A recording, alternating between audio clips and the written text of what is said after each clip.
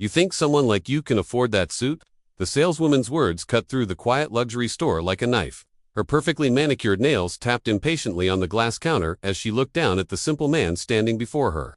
He wasn't dressed in designer clothes.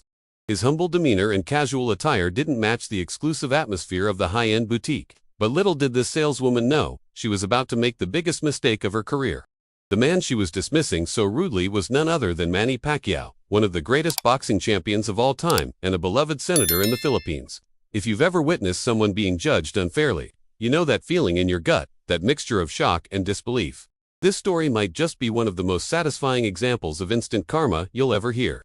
Hit that like button if you believe everyone deserves respect regardless of appearance. Subscribe for more incredible true stories about famous people, and let us know in the comments if you've ever been unfairly judged based on how you looked. The afternoon had started like any other at Rodeo Drive's most exclusive suit store. Chandeliers sparkled overhead, casting elegant light on rows of hand-tailored suits worth thousands of dollars each. The saleswoman, Vanessa, had worked there for 5 years and prided herself on her ability to spot a real customer. She had perfected the art of the dismissive glance, the subtle once-over that separated, in her mind, those who belonged from those who didn't. It was a skill she believed had earned her the highest commission in the store for 3 years running. Her philosophy was simple: don't waste time on people who can't afford the merchandise. And when she saw the unassuming Asian man in casual clothes browsing the most expensive suits, she immediately categorized him as a waste of her precious time. Vanessa had seen his type before: tourists who wandered in just to gawk at the price tags, to touch fabrics they could never afford, taking selfies to impress friends back home. She didn't have patience for that today, not when there could be real customers walking through the door any minute. She watched him from across the store, noting his simple jeans and plain t-shirt, no luxury watch on his wrist, no designer shoes on his feet. In her experience, real wealth announced itself. It didn't shuffle quietly through the racks with humble curiosity the way this man did. When he pulled out a stunning charcoal gray suit with delicate pinstripes, one of their $10,000 pieces, something inside her snapped. She couldn't stand by and watch him potentially stretch or damage the merchandise. She strode across the polished marble floor, her heels clicking loudly in the quiet space, preparing to put this obvious pretender in his place. "Can I help you?" she asked, her voice dripping with forced politeness that barely masked her contempt. The man looked up with a gentle smile that Vanessa completely misinterpreted as embarrassment. "I'm just looking at this suit," he replied, in accented English, his voice soft and respectful. "It's very nice." Vanessa's painted lips curled into what might generously be called a smile, though it didn't reach her eyes. "This is one of our premium pieces," she said, emphasizing the word premium as though speaking to a child. "It costs more than some people's cars." She took the hanger from his hands, her manicured fingers making a show of straightening the already perfect lapel. "Perhaps I can show you something more suitable for your budget. We do have a sale section." The last words were spoken in a stage whisper, as though she were doing him a tremendous favor by pointing him toward the discounted items. The man's expression didn't change, but something flickered briefly in his eyes, not anger, but something more like resigned familiarity. "Actually, I wanted to try this one," he said, gesturing to the suit she had just taken from him. "I need something for a special event." Vanessa let out a small, theatrical sigh. Years of dealing with these situations had taught her that direct rudeness could lead to complaints, but there were subtler ways to convey the message. "You know," she said, hanging the suit just out of his easy reach, "we have customers who make appointments weeks in advance to see our collection. These suits are investments." She looked pointedly at his simple clothing. "They're for people who understand quality and can appreciate the craftsmanship." She paused, letting her words sink in. "You think someone like you can afford that suit? Perhaps there's another store down the street that might be better aligned with your situation." "Everything okay here, Manny?" he asked, looking between his friend and the increasingly frosty saleswoman. The name didn't register with Vanessa immediately. There was a flicker of recognition, but she dismissed it. "Your friend was just asking about our premium collection," she explained with a tight smile. "I was suggesting some alternatives that might be more appropriate." The companion raised his eyebrows slightly, and Vanessa could have sworn she saw the corner of his mouth twitch, as though suppressing a smile. But rather than causing a scene, he simply nodded. "I see. And what makes you think my friend can't afford your suits?" The question was asked calmly, without aggression, which somehow made it all the more pointed. Vanessa felt a flash of irritation. Why couldn't these people just take a hint? Did she have to spell it out for them? "Sir," she began, her customer service voice straining at the edges, "these suits start at $10,000. Our clients are typically executives, celebrities, and individuals of a certain standing." She glanced meaningfully at their casual attire once more. We just want to make sure our customers have a satisfying experience, and sometimes that means directing them to establishments that better suit their needs. The companion nodded slowly, as though genuinely considering her words. Then he pulled out his phone. That makes sense. Hey Manny, should we just call Paolo? He's been wanting to make you a custom suit anyway. Might be easier than dealing with this. He started typing something, then looked up at Vanessa. For the record, my friend here could buy this entire store if he wanted to. A couple who had been examining silk ties were now whispering to each other, casting glances in their direction. Vanessa felt a trickle of unease. Something wasn't right here, but she couldn't back down now without losing face. I'm sure he could, she said with a tight smile and a hint of sarcasm. Now, if you're not interested in our sale items, perhaps you'd be more comfortable shopping elsewhere. She made a small gesture toward the door, hoping they would take the hint and leave without further disruption. The quiet man, Manny, simply looked at her thoughtfully, without anger or indignation. The silver-haired customer suddenly approached, his expression lighting up with recognition. Excuse me, he said, not to Vanessa but to the quiet man she'd been dismissing. But aren't you Manny Pacquiao, the boxing champion? Vanessa felt the blood drain from her face as the name finally clicked into place. Manny Pacquiao, the 8th Division world champion, one of the highest-paid athletes in the world, a senator in the Philippines, and a global icon. The man she'd been treating like an unwelcome intruder smiled politely and nodded. Yes, sir, he replied with characteristic humility. The silver-haired man beamed, extending his hand. It's an honor to meet you. I've watched all your fights. You're a legend. Vanessa stood frozen, her mouth slightly open, as the implications of her behavior began to sink in. Within seconds, the atmosphere in the store transformed completely. The manager, alerted by another employee who had recognized the famous boxer, came rushing over. Mr. Pacquiao, what an honor to have you in our establishment. He gushed, shooting a confused glance at Vanessa, who was still standing there in shock. Please forgive any misunderstanding. We would be delighted to assist you today. The manager's eyes darted nervously between the boxing legend and his visibly flustered employee. Other customers were now openly staring, some taking discreet photos with their phones. The couple with the ties were whispering animatedly, clearly recounting what they had overheard to another shopper who had just approached them. Vanessa felt her career flashing before her eyes, her reputation in the exclusive world of luxury retail crumbling with each passing second. The manager was in full damage control mode now, his voice loud enough for everyone in the store to hear. Vanessa, please bring Mr. Pacquiao our finest selections, immediately. Anything he wants to see. His tone left no room for argument.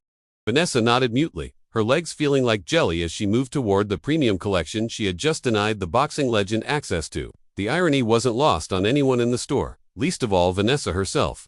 Just moments ago, she had been looking down her nose at one of the wealthiest and most respected athletes in the world, suggesting he shop at the sale rack.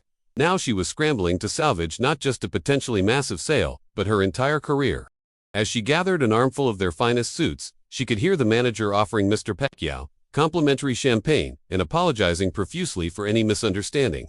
Beyond his legendary status in boxing, he was known worldwide for his extraordinary rise from extreme poverty to international stardom. Born in the Philippines, he had once lived on the streets, selling donuts and cigarettes just to survive. He had fought his way out of destitution with nothing but raw talent, determination, and unrelenting hard work. By the time he walked into that luxury boutique, his net worth was estimated at well over $200 million. He owned multiple mansions, luxury cars, and even his own basketball team. Yet despite his enormous wealth and fame, he had maintained the humble demeanor of his origins. He never forgot where he came from, and this was reflected in his unpretentious style and modest behavior, the very qualities that had led Vanessa to dismiss him so casually. The treatment Manny received that day wasn't unusual for him. Throughout his career, he had often been underestimated and judged by appearances. Early in his boxing journey, opponents had dismissed him as too small, too slight to pose any real threat. Promoters had initially overlooked his potential. Even as his star rose, his humble manner sometimes led people to misjudge him in social situations. But Manny had never let these judgments define him or change his approach to life. He understood better than most that true character wasn't about designer labels or status symbols. It was about how you treated others, especially those who couldn't do anything for you. This philosophy had earned him millions of devoted fans around the world who admired not just his athletic prowess but his genuine character and generosity. He donated massive amounts of his wealth to help poor communities, built homes for the homeless, and funded scholarships for underprivileged children. As Vanessa returned with an armful of their finest suits, her hands trembling slightly, she found the manager had completely taken over. He was showing Manny their most exclusive designs. Pieces reserved for their VIP clients that weren't even displayed on the regular floor. This one was hand-tailored in Milan, the manager was saying, displaying a midnight blue suit with subtle detailing. "We only received 3 in this entire collection." Manny nodded politely, examining the craftsmanship with genuine interest. What struck Vanessa most was that despite her rudeness, despite her attempts to make him feel small and unwelcome, he showed no sign of anger or resentment. There was no triumphant pretty woman moment where he threw her behavior back in her face. Instead, he maintained his dignity and poise, treating even her with the same respect he showed everyone else. This quiet grace in the face of her discrimination made Vanessa feel even smaller than any reprimand could have. The other customers in the store were still watching the scene unfold, some openly taking pictures now that word had spread about who was shopping there. Vanessa noticed several people typing on their phones, undoubtedly sharing the story on social media. She could already imagine the headlines. Boxing champion Manny Pacquiao discriminated against at luxury store. Her face burned with shame as she realized how quickly this story could spread, potentially making her infamous overnight. The worst part was that she couldn't even blame anyone but herself. There had been no provocation, no reason for her behavior except her own prejudice and assumption that worth was tied to appearance. As she stood awkwardly to the side, watching the manager fawn over the man she had tried to dismiss, she wondered how many other potential clients she had misjudged and mistreated over the years based on nothing but her shallow first impressions. What happened next surprised everyone in the store, especially Vanessa. Rather than making a scene or demanding her firing, Manny simply went about the business of selecting a suit. He tried on the charcoal pinstripe, the very one Vanessa had taken from his hands. Along with 2 others, the manager suggested his companion, who Vanessa now recognized as his longtime friend and assistant, offered opinions on each. They discussed fabrics and cuts with knowledge that made it clear this wasn't their first luxury purchase. Throughout the entire process, Manny remained calm and dignified. He didn't ignore Vanessa or request another salesperson. When alterations were mentioned, he politely asked for her input, treating her with a respect she knew she hadn't earned. This grace under pressure, this refusal to return rudeness with rudeness, spoke volumes about his character. It was a masterclass in dignity that everyone in the store witnessed, a silent lesson more powerful than any verbal dressing down could have been. The manager, still working overtime to smooth over the situation, had arranged for the store's best tailor to come in for immediate alterations. "We can have this ready for you by tomorrow morning, Mr. Pacquiao. No extra charge for the rush, of course." Manny nodded appreciatively, but then did something unexpected. He turned to Vanessa, who had been standing silently to the side during the fitting. "What do you think?" he asked her directly, his voice kind. "Does this suit look good?" The question hung in the air for a moment. Everyone in the vicinity seemed to hold their breath, waiting to see how she would respond to this olive branch. Vanessa swallowed hard, fighting back unexpected tears. "It looks perfect on you, sir," she managed to say, her voice barely above a whisper. "The tailoring highlights your athletic build. It's one of our finest pieces." He smiled at her then, a genuine smile that reached his eyes. "Thank you," he said simply. By the end of the appointment, Manny had purchased not just 1 suit but 3, along with several shirts, ties, and accessories. The total came to well over $50,000, likely the largest single sale the store had seen that month, if not longer. As the manager processed the payment, handling Manny's black card with reverence, Vanessa stood to the side, still processing the events of the afternoon. She had made a terrible mistake, one that could have cost her job, her reputation, and the store a valuable client. Yet somehow, through Manny's incredible grace, the situation had been transformed. No one had yelled, no one had been publicly humiliated. Instead, a quiet lesson had been delivered through actions rather than words. When the transaction was complete and Manny was preparing to leave, he paused beside Vanessa. "We all make judgments sometimes," he said quietly, so only she could hear. "The important thing is to learn from them." The rest of her shift passed in a blur of reflection and regret. She kept replaying the scene in her mind, her dismissive attitude, the moment of recognition, the champion's gracious response. When she returned home that evening, she couldn't stop thinking about it. She did something she had never done before. She researched Manny Pacquiao's life story. What she discovered humbled her completely. Born into extreme poverty, he had sometimes gone days without food as a child. He had lived on the streets for a time, selling donuts to survive. His rise to becoming one of the greatest boxers in history wasn't just impressive, it was miraculous. And throughout it all, despite amassing enormous wealth and fame, he had maintained the humility and compassion forged during those difficult early years. He regularly gave away millions to help those in need, built homes for the homeless in his country, and lived by a code of treating others with respect, regardless of their status. The story of what happened that day didn't stay within the walls of the luxury boutique. One of the customers had filmed part of the interaction on their phone, capturing Vanessa's dismissive attitude and the moment when Manny was recognized. By the next morning, the video had gone viral. spreading across social media platforms with lightning speed. Hashtag #RespectManny was trending, along with hashtag #DONT Judge by Appearance. Vanessa woke up to find herself unwittingly famous, or rather, infamous, as the saleswoman who had tried to turn away one of the world's most beloved athletes, based solely on his humble appearance. News outlets picked up the story, running headlines like "Boxing Legend Pacquiao Shows Class After Being Profiled in Luxury Store." Comments flooded in, most condemning Vanessa's behavior, but some also praising Manny's dignified response. The store's phone lines were jammed with calls, many from angry fans demanding she be fired, others from people wanting to know if the story was really true. When Vanessa arrived at work the following day, she fully expected to be terminated. She wouldn't have blamed the management. The viral video was bringing exactly the kind of attention a high-end boutique didn't want. To her surprise, the manager called her into his office not to fire her, but to discuss a plan.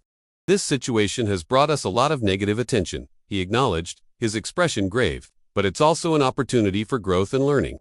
He explained that rather than firing her, which would only fuel the social media frenzy, they wanted to use this as a teachable moment.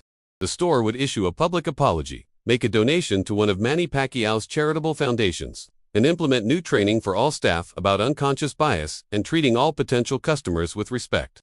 Vanessa would be the face of this initiative, not as a scapegoat, but as someone who had learned a valuable lesson and was committed to change. The next few weeks were challenging but transformative for Vanessa.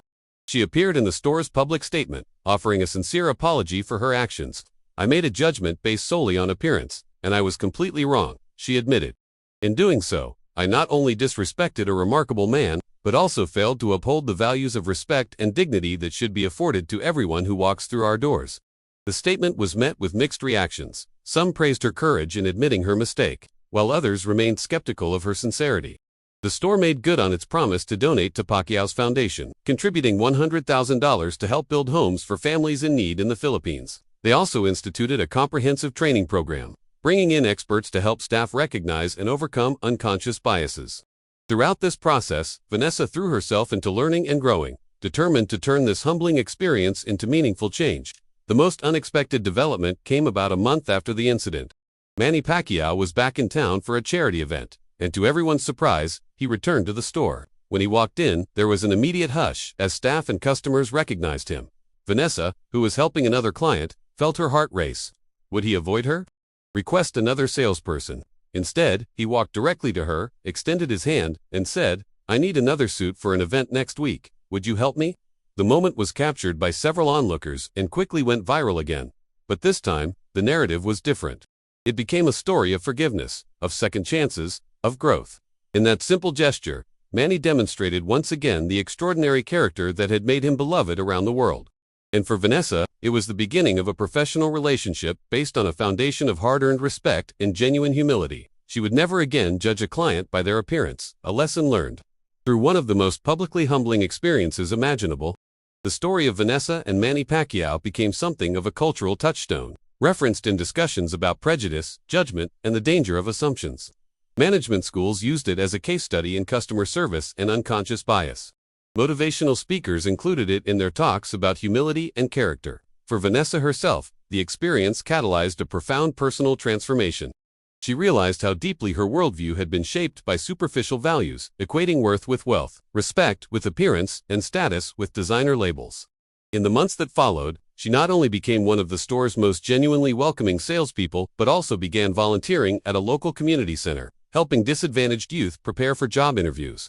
She discovered that the skills she had developed in luxury retail, understanding quality, presentation, and making people feel valued could be repurposed to help those who needed it most. Manny Pacquiao's response to being profiled that day wasn't surprising to those who knew him well.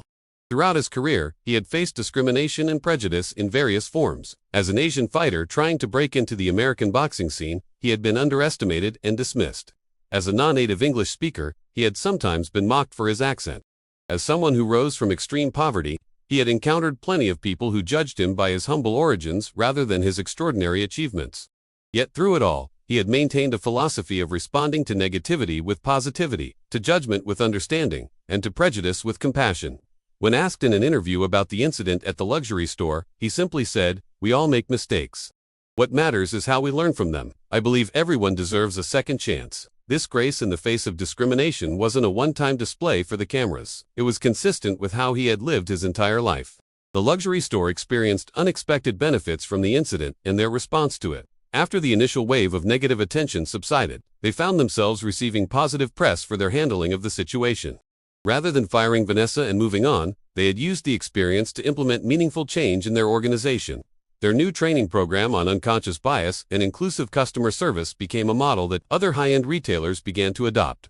The store's management realized that in today's interconnected world, where anyone with a smartphone could document and share instances of discrimination, cultivating a genuinely welcoming environment for all potential customers wasn't just the right thing to do ethically, it was also smart business. They began to attract a more diverse clientele, including wealthy individuals who didn't fit the traditional mold of luxury consumers, entrepreneurs in casual attire, successful artists with unconventional styles, and young tech millionaires who prioritized comfort over formal fashion. Manny Pacquiao continued to be a regular client at the store, coming in several times a year when he was in town for events or fights. He always asked for Vanessa, and over time, their professional relationship evolved into something resembling friendship. She came to know his preferences, his schedule, and the types of events he needed outfitting for. She kept notes on his measurements and style preferences, ensuring that each visit was efficient and productive. What had begun as one of the most mortifying moments of her career had transformed into one of her most valued professional relationships. Perhaps the most powerful aspect of this transformation was that it wasn't private, it had played out in full view of the public, becoming a testament to the possibility of growth and redemption. In a world where cancel culture often prevailed, where one mistake could end a career, their story offered a different narrative, one where a painful error could become the catalyst for meaningful change. Years later, when Vanessa was promoted to manager of the store, one of her first initiatives was to create a more diverse hiring policy. She realized that part of the problem with the store's culture had been a lack of varied perspectives among the staff. When everyone came from similar backgrounds with similar worldviews, it was easy to develop collective blind spots. She made it her mission to build a team that represented a wider range of experiences and perspectives, believing that this diversity would not only help prevent incidents like the one she had been involved in, but would also help the store connect with a broader range of potential clients. On the wall of her new office, she hung a framed photo of herself with Manny Pacquiao, taken during one of his visits after the incident. It served as a daily reminder of where she had been and how far she had come, a silent testament to the power of humility, forgiveness, and the willingness to grow from one's mistakes. The lesson that resonated most deeply from this incident wasn't just about not judging people by their appearance, though that was certainly part of it. It was about the extraordinary power of responding to prejudice with dignity and grace. Manny Pacquiao could have reacted very differently that day. He could have demanded Vanessa be fired. He could have leveraged his fame and the power of social media to publicly shame her. He could have walked out and taken his business elsewhere, costing the store a valuable client.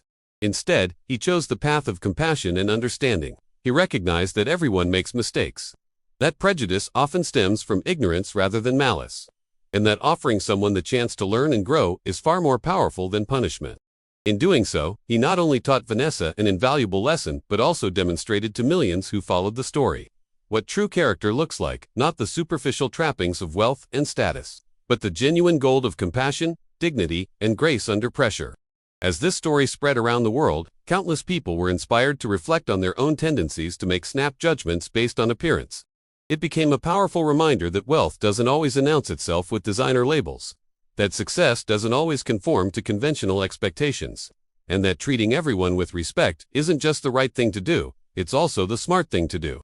For Vanessa, the experience completely transformed her approach to her work and her life. The humiliation of that day had burned away her superficial values, leaving room for something more meaningful to grow in their place. She often told new employees during training, "I learned the hard way that you never know who might walk through that door. But more importantly, I learned that it shouldn't matter. Everyone deserves to be treated with dignity and respect, whether they're a world-famous boxing champion or someone who saved 4 months to make a special purchase. That's not just good business, it's good humanity."